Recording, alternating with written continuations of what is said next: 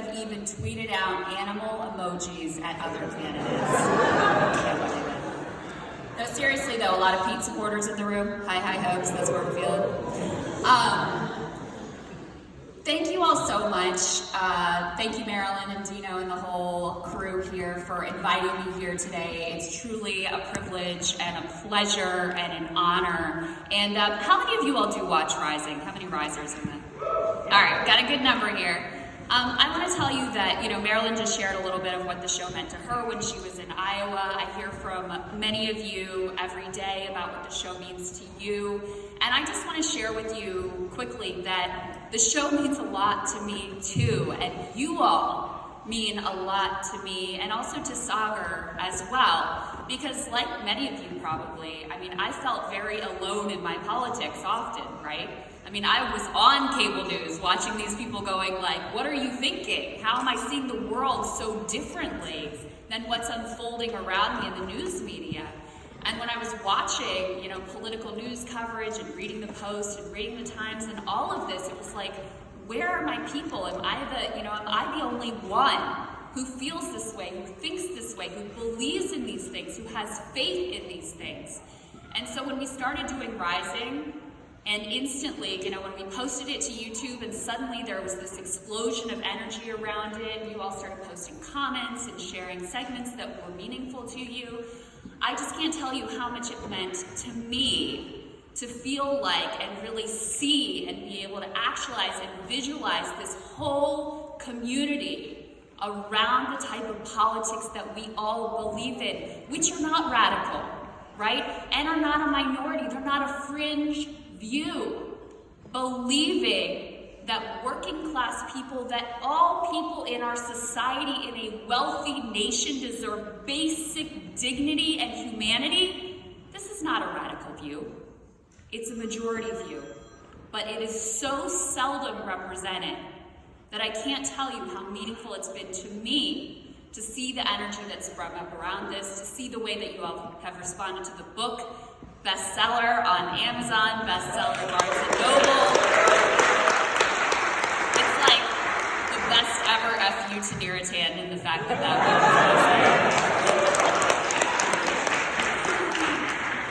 is Before I forget, I want to also make a pitch. Look, not all DSA chapters are created equal, but all DSA chapters are doing the incredible groundwork and are the foot soldiers. But this chapter is an incredible chapter. Did you all hear those numbers? 384 new canvassers trained.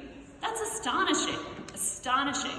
So don't leave here today if you are not a member without becoming a member, because Bernie Sanders or AOC or whoever can't do this alone, guys. They can't do it alone, right? No person is big enough to carry a movement on their shoulders. You all have been the foot soldiers, doing the work, out there believing before there even was a Bernie Sanders on the national scene, right? Believing in this kind of politics, believing that working class people can in this country be treated with dignity and respect. You all have been organizing and doing the work, and I want to personally thank you so very much for that belief and that persistence and that struggle, which we know was only just getting started now, is only just getting started even if Bernie Sanders gets into the White House. And I want to thank you all so much. Give yourselves a round of applause.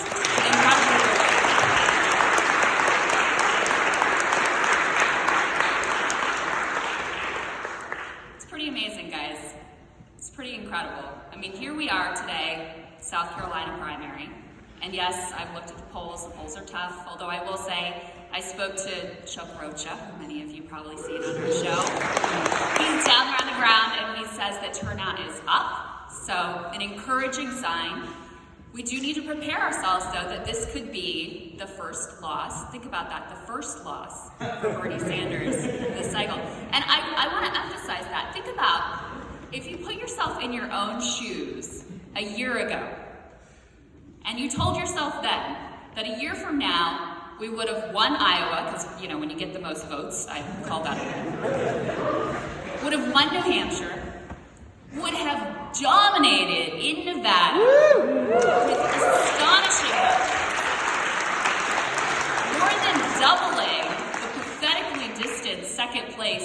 Biden, which, by the way, I think this crowd here is larger than any Joe Biden rally that's ever.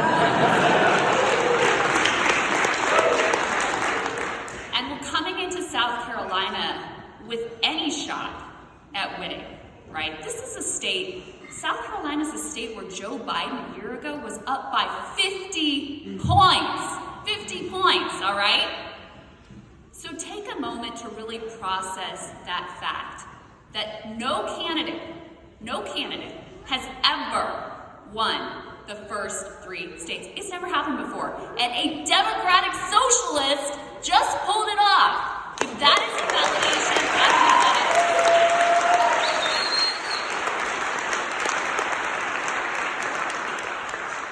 so for a moment, just tune out all the BS on cable news and tune out all the narratives that are going to come out if Joe Biden is able to pull it off in South Carolina today. Because while we know that they will absolutely 100% use every dirty trick and tools of propaganda and superdelegates and all the rest to try to shut down this movement, to try to steal the nomination and rob the American people of what they have chosen and voted for, I have zero doubt in my mind that we will ultimately prevail. Zero doubt. Why do I know that? Because they're paper tigers, right? Just think about this. The New York Times, the vaunted New York Times, right? The paper of record. Who did they give their endorsements to? Their half endorsements. Amy Klobuchar and Elizabeth Warren. Okay? As it stands today, Elizabeth Warren is not projected to even win 1 state. Not even her home state. Not even her home state.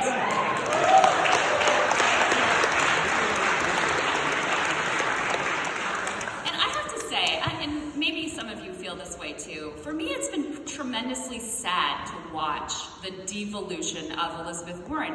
This was someone who I personally, back in 2014, when it looked like, okay, Hillary Clinton's gonna get into this thing, and we could all see, right? This was not, it didn't take a rocket scientist to see that this was not gonna go well, that at a time of boiling populist anger and massive inequality and Wall Street bailouts, it didn't take a rocket scientist to realize that the lady who sat on the corporate board of Walmart and gave a bunch of secret speeches to Goldman Sachs and had this incredible coziness with Wall Street, that this wasn't going to go over well.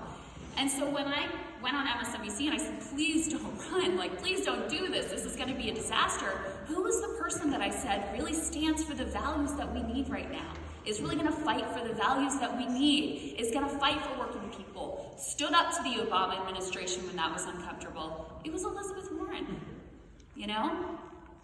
And to watch the way that she has backed away from this movement for cynical political opportunism, starting in 2016, when she didn't back her brother in the movement, supposed brother in the movement, Bernie Sanders, when she waited and did the politically calculated thing and decided instead to watch the way the wind was blowing, to read the tea leaves, and then sign up with the person who she had previously been so critical of, been so clear-eyed about, all in the service of hopefully positioning herself for more opportune political positioning. It's where it really all started. And so to watch her this cycle back away from Medicare for All, attack Bernie Sanders, accuse him of being some secret sexist in a disgusting ploy, to watch now as she buys into this whole toxic Bernie bros bullshit, it's incredibly disheartening. It's also incredibly revealing. The part of it that we should take comfort in, though, is that we have a test case here, right? Not only which kind of politics is morally right, which kind of politics do we believe in, but which wins elections. You can see it. When she collapsed down away from economic populism, abandoning the type of politician that she had come into politics as, and instead adopted this cynical politics of tokenism, trying to smear Bernie as a sexist, saying that the reason she'd be different as president is because she's going to wear a pink Planned Parenthood scarf on Inauguration Day. I'm sure that was, it's really going to help a lot of our brothers and sisters out there in the struggle. That kind of politics has completely failed, and Elizabeth Warren is the perfect emblem of that. We've got a few perfect emblems of that this cycle, I think. And yet, part of the reason why the media has gotten literally everything wrong this election cycle is because they think somehow that that is going to resonate. That if you're just speaking, if you're just signaling, if you're just engaging in this sort of wordplay and cultural signaling, that that's the politics that's going to land with the American people. When the evidence is all around us, that people are hungry for real change, not just changing the gender ratio of our oppressors, but actually changing the reality of what it means to marginalize communities.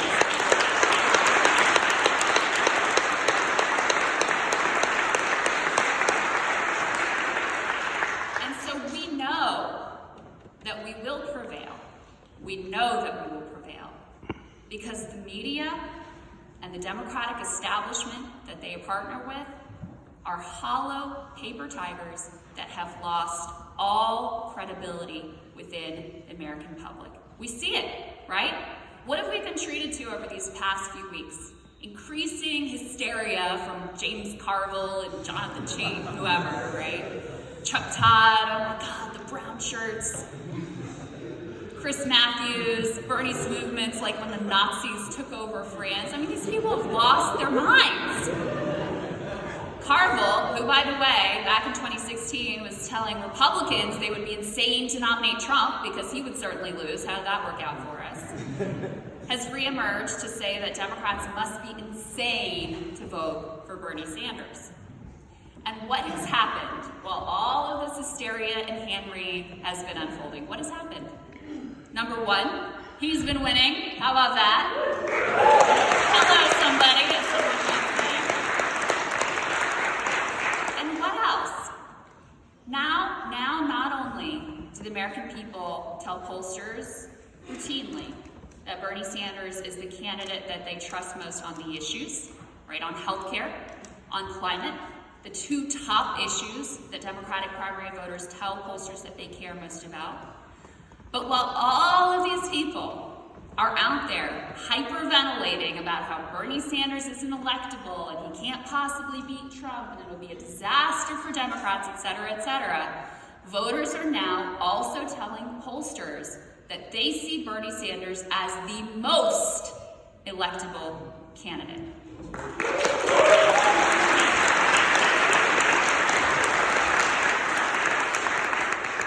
And I don't think it's just that people are ignoring the media. I think they're actively saying, like, screw you to the media. Did you all see this moment on MSNBC? My former colleague, Ari Melber, some of you, yes. This is like one of the greatest hits, right? It was so beautiful. Let's recount it anyway. New Hampshire primary day. Ari Melber, MSNBC anchor, is out there in the field interviewing voters. Who are you voting for? Why are you voting for them? And he speaks with this one woman, who's a total hero in my view. And she says, I'm voting for Bernie, and I want to tell you why. She practically grabs the microphone from her. And she goes on to say, you know what? I was thinking about a lot of candidates. I was thinking about Amy Klobuchar. I was thinking about Elizabeth Warren. Okay, whatever.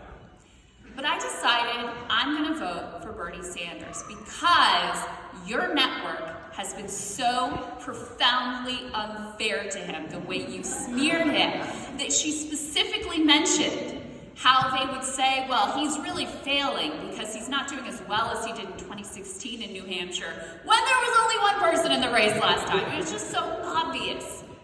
How many people are there that are out there, like this woman, who actively wants to say, you know what? You don't get to tell me how to think. You don't get to tell me what's possible. You don't get to tell me what type of politics to believe in. And the fact that you are so opposed to it strengthens my own conviction. How many of you all feel that way? I know I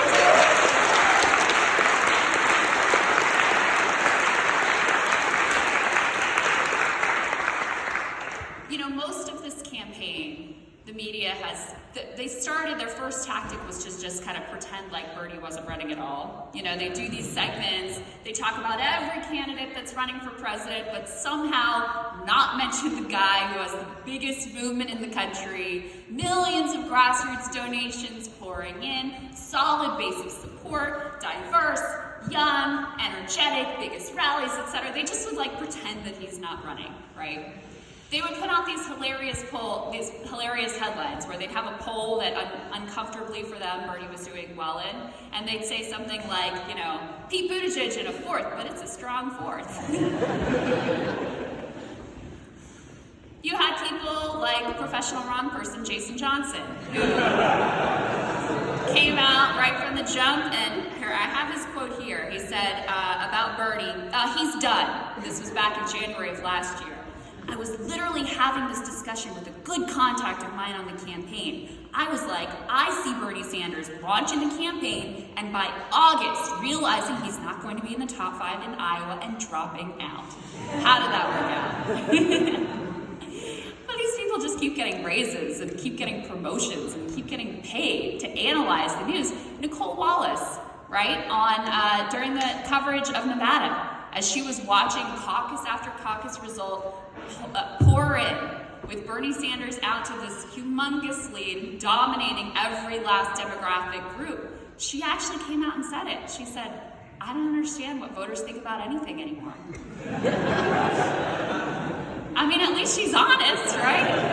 But she's paid so much money to be an expert on this. She has a daily show where she's supposed to be informing you about what's going on in the American public. But they have no clue. And she's not the only one who said similar things to me privately in green rooms, on television. They have no clue what's going on. Why? Because they don't want to see it.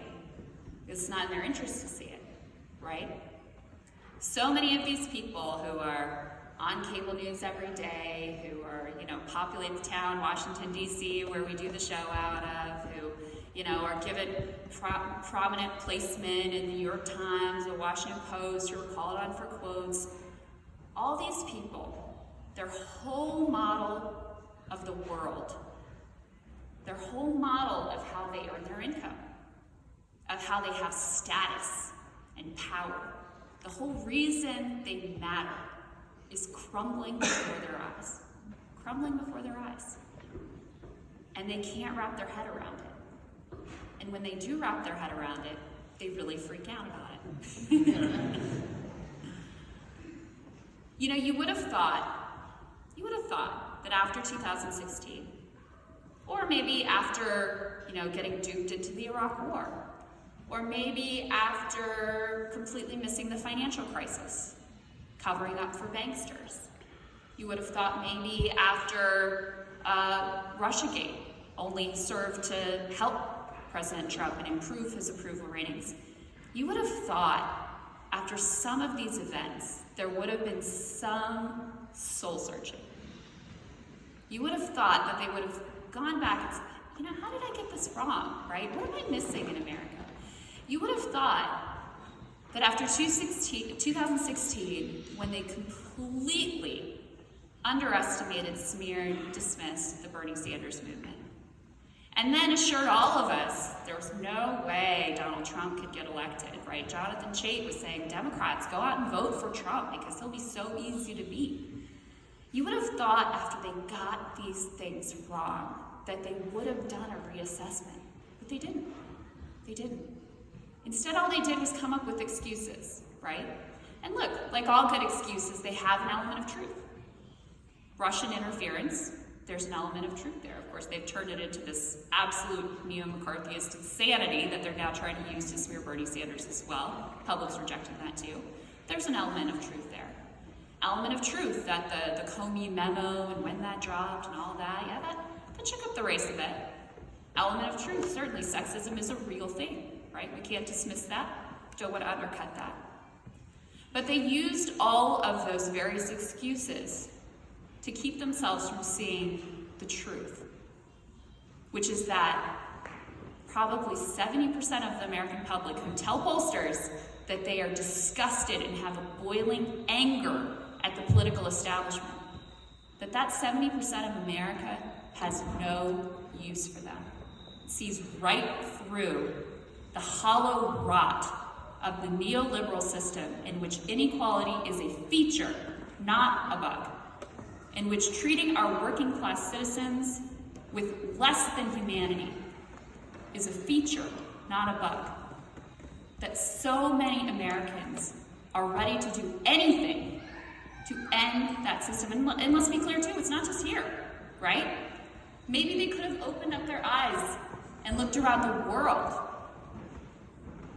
looked at where every corner of the globe has protest movement. What are they about? Look, they're all different things. And might be was sparked by a bus rate increase, a WhatsApp text increase, gas increase, right?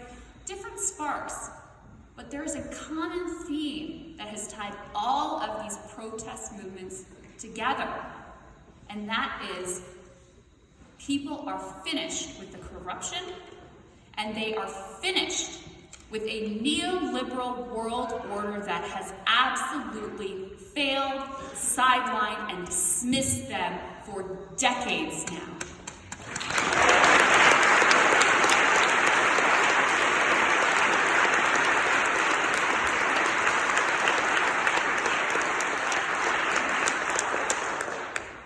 And the fact that they don't look around and think about that they don't try to understand it, is exactly why all of these disingenuous, cynical political attacks on Bernie Sanders have fallen so flat, right? Fallen completely flat. Think about this. Think about this. At the lowest moment, we all watched, we got the news alerts on our phone that said Bernie Sanders had been hospitalized, that he was having stents inserted, and then we learned that he had actually had a heart attack. These people on the news, they thought it was over for him. They thought he should drop out. They thought he would drop out. They thought all of you would just abandon him and walk away and go to Elizabeth Warren. That's what they thought. Why did they think that? And why were they so wrong? Why was it that in that moment, we didn't walk away? We came together. We strengthened in our resolve. AOC calls him in the hospital and says, "Brother, I am with you." They could never understand that kind of commitment, because for us, it's not about Bernie Sanders, right? Much as we love him, much as we admire him, much as we respect him, it's about the movement. It's about what things could be in this country. It's about the model that we could create, not just for this country, but a world that is looking for a better way. Do they really think that another demand for more medical records, or harping on his age, or saying, oh, people are too mean online, do they really think that's going to shake our faith? But they can't understand it. And that's why I am so confident that no matter what they throw at us, and by us, I really mean the majority of this country which stands with these values, no matter what they throw at us, we will prevail. Now, I do want to prepare you, because it's entirely possible that will be the first loss today. You know what the media will do with this. It'll be like the most disingenuous, cynical bullshit you've ever seen, right? In spite of the fact that every recent poll shows Bernie Sanders to be the winning candidate with every demographic group, right? With white people, with Latinos, with Asian Americans, with African Americans, they'll use this one result in this one state to say, see, black people don't like Bernie. Can't have him as a candidate. He's not the unity candidate. We need to add up. If we take Amy and Joe and Mike and Liz and Pete and put them all together, they're beating Bernie. And so that's the Super Friends ticket that we really need. That's what they're going to do. You know, I heard a new one this week. Thomas Friedman, I'm sure you all love. So he's been, you know, a primary advocate for this whole Super Friends idea. Like, this is not how elections work. You don't get to add everybody else together. Anyway. So he was on with Chris Cuomo on CNN. Did you all see this?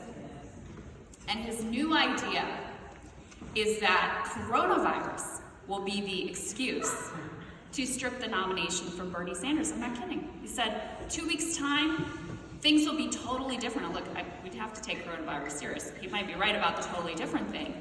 But the idea that coronavirus would be the reason to take the nomination from the guy who wants us all to have health care? These people are insane.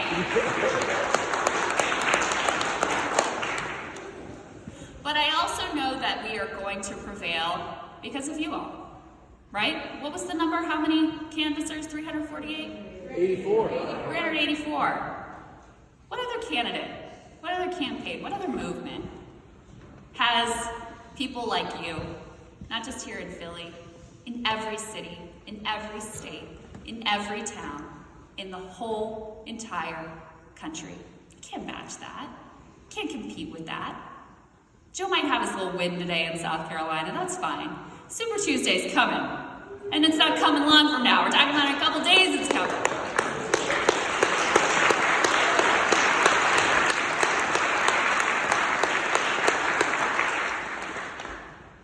And when they see the results roll in from California and Utah and Colorado and Massachusetts and Vermont and Minnesota and Maine and Arkansas and Oklahoma and North Carolina and Virginia, all of these places, you and I are gonna know, even if they continue to play their games and try to put together the super delegates and try to do the super friends, you and I know that this movement will not be stopped. That is the reality. And that brings us back to you all.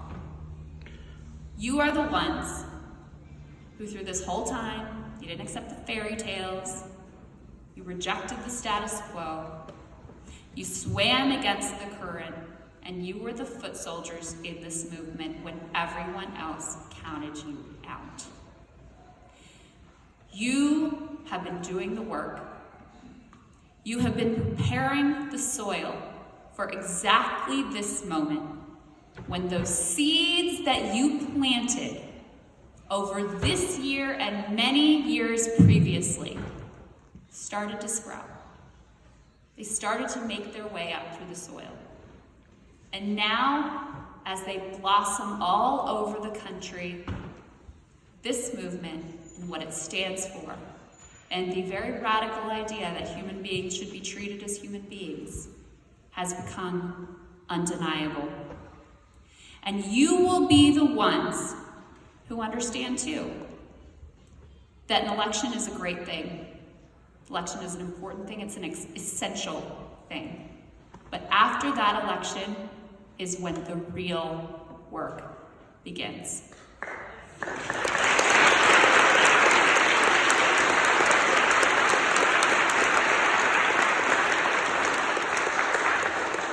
This choice that you have made to believe, to dispense with the cynicism, to tell the powers that be that you see right through them. This is a choice of persistent struggle. We know that. It's also a choice of great reward. And so I want to thank you all. Thank you for engaging in that struggle. Thank you for being the beautiful little toxic Bernie bros that you are.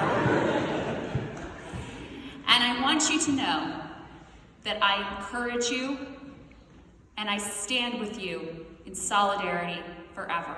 Thank you all so much.